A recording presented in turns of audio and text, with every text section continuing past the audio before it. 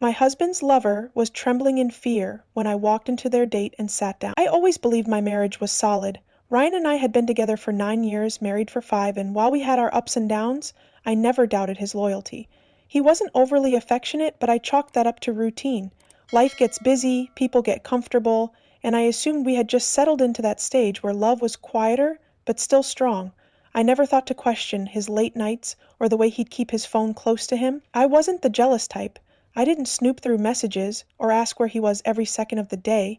That kind of paranoia wasn't for me. But, looking back, maybe I should have been a little more paranoid. The first red flag was subtle. Ryan started working late more often, but when I asked about it, he always had a reasonable excuse. A new project, a demanding client, last-minute deadlines. It wasn't unusual, and I had no reason not to believe him. But then there were the little things. The way he started turning his phone face down, the way he suddenly had to step out to take calls, the way his cologne smelled just a little stronger when he came home. My gut told me something was off, but I pushed it aside.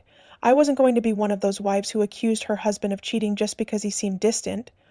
Then, one night, Ryan fell asleep on the couch, his phone still in his hand. Normally I wouldn't have touched it, but when I picked it up to set it on the coffee table, a message popped up that made my stomach drop. "I can't wait to see you tomorrow. Same place, 7 p.m. The name was just a heart emoji. No real contact, no initials, nothing. My hands shook as I unlocked his phone. I told myself I was being crazy, that maybe it was nothing, that I was overreacting. But the moment I scrolled up, I knew I wasn't. Her name was Erica, and my husband was calling her baby. The messages stretched back for months. Long, sweet texts about how much he missed her, inside jokes I didn't understand, flirty exchanges that made my chest tighten with rage. I scrolled further, reading about their plans for the next day. They were meeting at one of our favorite restaurants, a place where Ryan and I had shared anniversaries and date nights. The betrayal stung in a way I didn't expect. It wasn't just the cheating, it was the fact that he had taken something ours and given it to her. For a moment I considered waking him up right then and there. I could shove the phone in his face, demand answers, watch him stammer through excuses. But as I stood there staring at his sleeping form, another idea formed in my mind.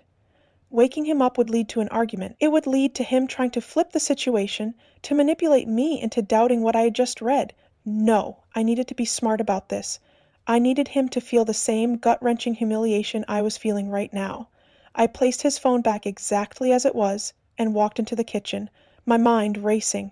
If Ryan wanted to sneak around behind my back, then I was going to make sure that when I was done, he would be the one left humiliated and afraid. The next day I acted like nothing was wrong. When Ryan kissed me goodbye before heading to work, I smiled and told him to have a great day. He had no idea I had already planned exactly how this was going to play out. I spent the morning preparing, making sure I had everything I needed. By the afternoon I was dressed to kill, not in a desperate, over-the-top way, but in a way that made me feel powerful. If I was going to walk into that restaurant and confront them, I wasn't going to do it looking like the broken wife. I was going to do it looking like the woman he should have never taken for granted. At 6:50 p.m. I arrived at the restaurant. The hostess greeted me with a warm smile. "Table for one?" she asked. I smiled back, my heart pounding. "Actually, I'm meeting someone, my husband Ryan. He should already be here with his date." Her smile faltered. She knew exactly what was happening. I walked through the dining area, scanning the tables until I saw them. Ryan was sitting across from Erica, laughing at something she had said, looking relaxed in a way I hadn't seen in months. My stomach churned at the sight, but I kept my expression calm. Erica was pretty, young, blonde, polished in that effortless way. I hated that I even noticed. Ryan had his back to me, but Erica saw me first. She frowned slightly, probably wondering why a random woman was walking toward their table. I took a deep breath, steadied my hands, and when I reached them, I pulled out the empty chair and sat down. Ryan froze. Erica blinked at me, confused, waiting for Ryan to introduce me. I smiled, folding my hands neatly on the table. "Hey, babe," I said, my voice sweet and steady. "You didn't tell me we were having dinner with company?" Ryan looked like he had just seen a ghost. His mouth opened and closed, no words coming out. Erica's confusion turned into something else entirely, realization. "Who? Who are you?" she stammered. I turned to her, still smiling. "Oh, I'm his wife." Her face went pale. Ryan finally found his voice. "Lily, I can explain." I held up a hand. "Oh, I know you can, and you will." The entire restaurant was quiet now. People at nearby tables were staring. Ryan shifted uncomfortably in his seat, glancing around as if searching for an escape route. Erica looked like she wanted to disappear. I reached into my purse and pulled out my phone. I thought this might happen, so I came prepared. I tapped the screen, opening the very messages he had sent to Erica. Then I slid the phone across the table to her. In case you need proof. She hesitated before picking it up, her hands shaking. As she scrolled, her face crumpled. You told me you were leaving her, she whispered. Ryan looked trapped. He opened his mouth, then closed it again, no doubt scrambling for something, anything, to say that would get him out of this. But I wasn't done yet. I leaned forward slightly, making sure my voice was loud enough for everyone nearby to hear. "Oh, honey," I said, tilting my head. "You didn't actually believe him, did you?" Erica didn't answer. She was still staring at the screen, her fingers gripping the phone so tightly her knuckles were white. Ryan swallowed hard, glancing around the restaurant again. He knew there was no easy way out of this.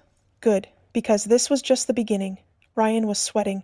His hands were gripping the edge of the table so tightly that his knuckles turned white.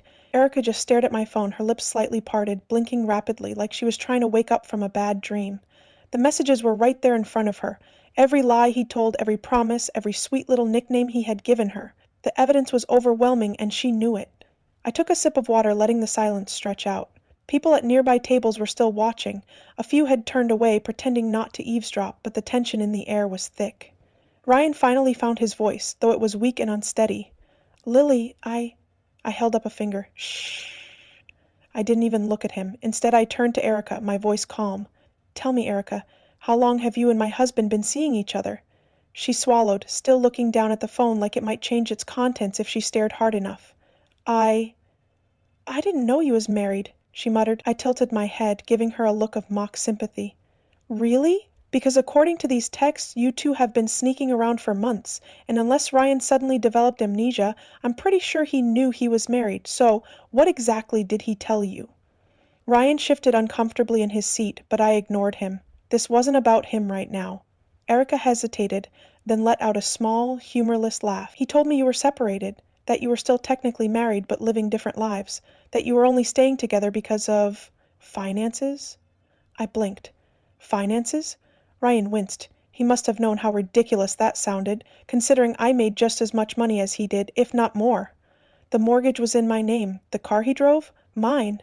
If anyone was financially dependent, it sure as hell wasn't me. Erica looked at me now, searching my face. "You're really still together?" I raised an eyebrow. "Did you not just hear me call him my husband when I sat down? Or did you think I was just an incredibly chill ex-wife who casually joins her former spouse and his mistress for dinner?" She flinched, glancing at Ryan, who looked like he wanted to sink through the floor. "Look, Lily," he said, trying to regain some control. "Let's go home and talk about this privately, okay? There's no need to make a scene."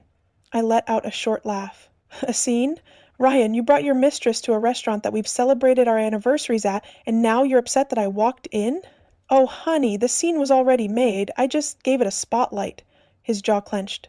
"Okay, you've made your point. Let's just sit down," I said, my voice low and firm. He had started to push back from the table, but I wasn't done yet. His body stiffened. He knew that tone. It was the one I used when I was dead serious, the one I rarely ever had to use because I never had a reason to before. He hesitated, then slowly sank back down into his chair. Erica was still gripping my phone. She looked devastated, and for a brief moment, I felt the smallest sliver of pity. Not because she didn't deserve this, she absolutely did, but because I recognized the look on her face. It was the same one I had when I read those texts last night, that sinking, gut-wrenching realization that everything you thought was real was a lie. I took my phone back and slid it into my purse. "So, Erica," I said, my voice smooth, "now that you know the truth, what are you going to do?" She blinked, like she hadn't even considered that part yet. I don't know," she whispered. I leaned in slightly. "Because here's the thing. You're not special. You thought you were, didn't you? You thought you were different, that he chose you, that he was with you because he loved you. But tell me, Erica, if he was willing to lie to me, his wife, for months, what makes you think he wouldn't do the exact same thing to you?" Her face crumpled, and I could tell she was trying not to cry. Ryan turned to her now, his voice urgent. "Erica, don't listen to her. I do care about you." I smirked. "Of course you do. That's why you texted me this morning to say you couldn't wait to see me tonight, right?" Erica snapped her head toward him. her expression shifting from heartbroken to furious. "You what?" Ryan paled. I had been bluffing. He hadn't texted me anything sweet in months. But it didn't matter. The doubt had already sunk its claws into her. She pushed her chair back so abruptly that it scraped against the floor. "You're a liar," she spat at him.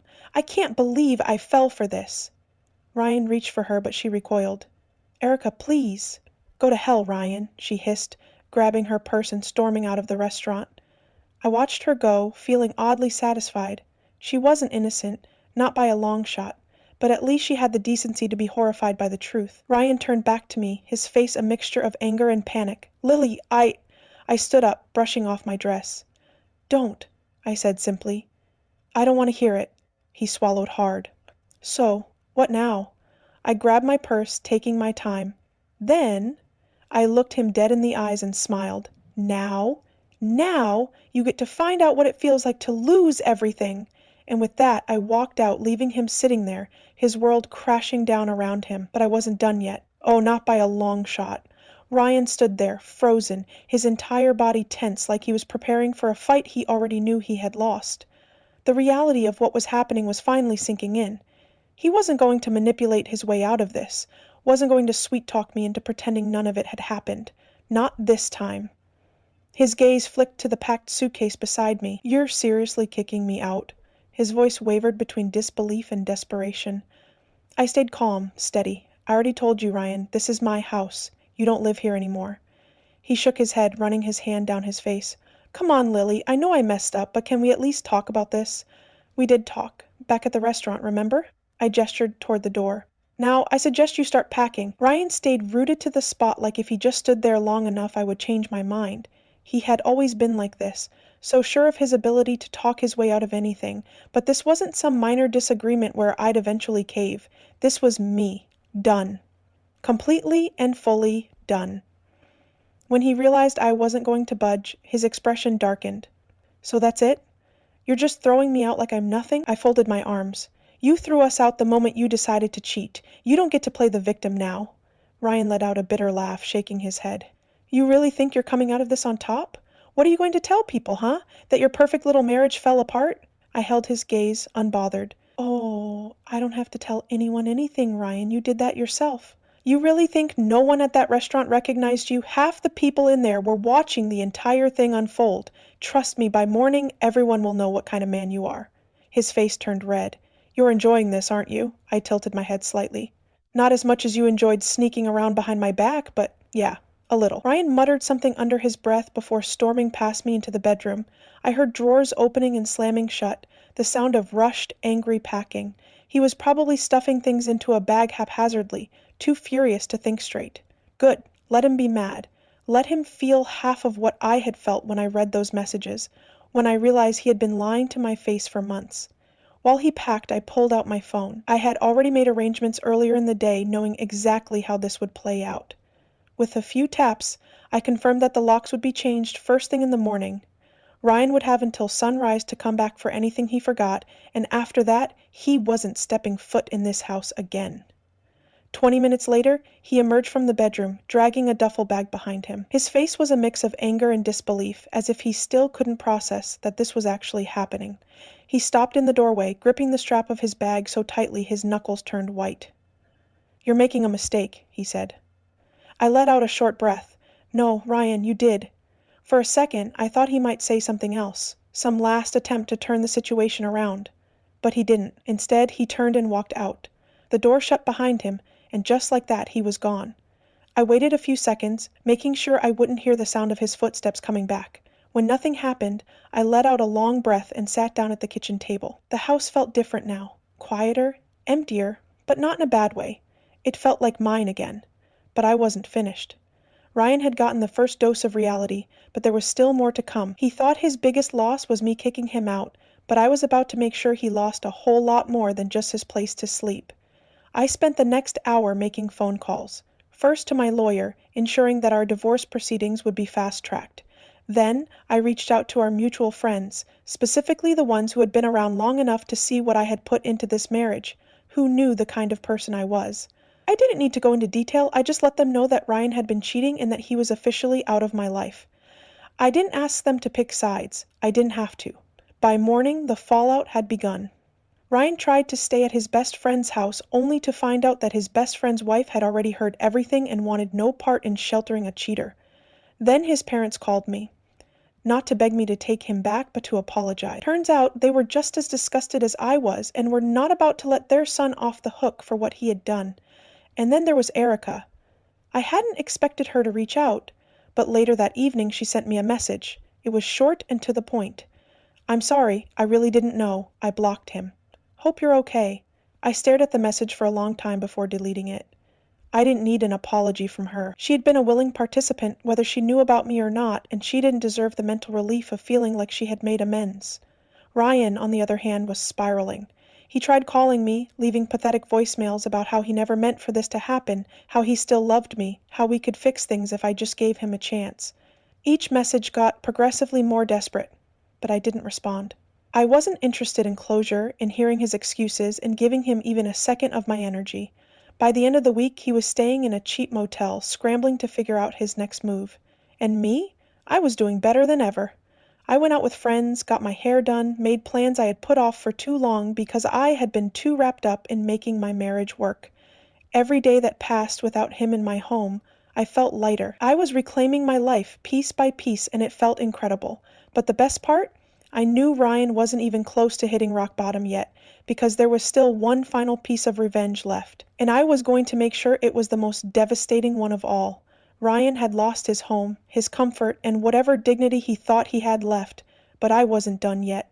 Kicking him out was satisfying, but I wanted the fallout to stick. He had spent months lying, sneaking around, making a fool out of me. Now I was going to make sure he felt the weight of every consequence. I spent the next few weeks letting everything settle, watching as Ryan flailed, trying to regain control of his life. His attempts to stay with friends failed miserably. Turns out, people don't take too kindly to cheaters, especially when the wife they betrayed was the one everyone actually liked. One by one, our mutual friends stopped returning his calls, avoiding him at gatherings, slowly icing him out. His parents weren't much help either. After I told them the truth, they were furious, not at me. For them, the shame of having a son who was a cheating liar was worse than the divorce itself. They tolerated him, but they didn't offer him a place to stay, and they certainly weren't about to fund his new single life. With Ryan sinking further, I turned my focus to the final, most devastating part of my revenge, his job. He worked at a mid-sized marketing firm, nothing high profile, but he had spent years building his reputation there. He liked to brag about how well respected he was, how much his bosses trusted him. What he didn't know was that I still had access to his work email. He had logged in on my laptop once, months ago, and never logged out. I had never thought to check before. I trusted him. But now? Now, I wanted to see just how deep his lies went. It didn't take long to find something useful. Hidden between the mundane office emails were some less than professional messages. Erica wasn't the only woman Ryan had been entertaining. There were at least 2 other coworkers he had been flirting with, one of whom was very uncomfortable with his advances. His messages to her were subtle but persistent, always bordering on inappropriate. There were emails where he complimented her looks in a way that was unprofessional, little comments about how she should let loose and have some fun, casual invitations for drinks after work that she repeatedly declined. Then I found the most damning email of all, one where she explicitly told him to stop messaging her outside of work hours. Ryan had responded with, "Relax, it's just a joke, don't be so sensitive." That was all I needed. I took screenshots of everything and drafted an anonymous email, attaching every piece of evidence, and sent it directly to HR. Then, for good measure, I sent another copy to his boss. I didn't have to wait long. The very next afternoon, Ryan was called into a meeting, and by the end of the day, he was fired. That evening, he called me 5 times. I ignored every single one. The 6th time, I answered, just to hear him squirm. He was frantic, practically shouting about how unfair it was, how he was being set up, how people were out to get him. I waited for him to finish, let him go through every excuse he could come up with, before calmly saying, "Maybe you shouldn't have been such a creep at work." He sputtered something else, but I hung up before he could finish. That was the last time I spoke to him directly. Over the next few weeks, his life completely fell apart. With no job, no savings, since I had drained our joint account before he could touch it, and nowhere to stay, he ended up crashing on his brother's couch. His brother, by the way, hated what he had done, and only let him stay out of obligation. that lasted about 2 weeks before he got tired of Ryan moping around, jobless and miserable, and kicked him out too. The last I heard, Ryan was living in some rundown apartment with a random Craigslist roommate, trying to piece his life back together. The golden reputation he had worked so hard to build was gone, and no one, not a single person, had any sympathy for him. Meanwhile, I was thriving. I finalized the divorce quickly, thanks to my lawyer handling everything efficiently. The house was legally and fully mine, and I made some changes. Redecorated, got rid of every single trace of Ryan's existence, and even adopted a dog, something he had always refused to let me do. For the first time in years, I felt like I was living my life for me, instead of trying to hold together something that had been broken for a long time. As for Erica, she disappeared from my life completely. Whether she learned her lesson or just wanted to pretend the whole thing never happened, I didn't care. She had been a willing participant, whether she knew about me or not, and I wasn't about to waste a second of my energy on her. I did hear from a mutual acquaintance that she was seeing someone new, someone also married. Guess some people never learn.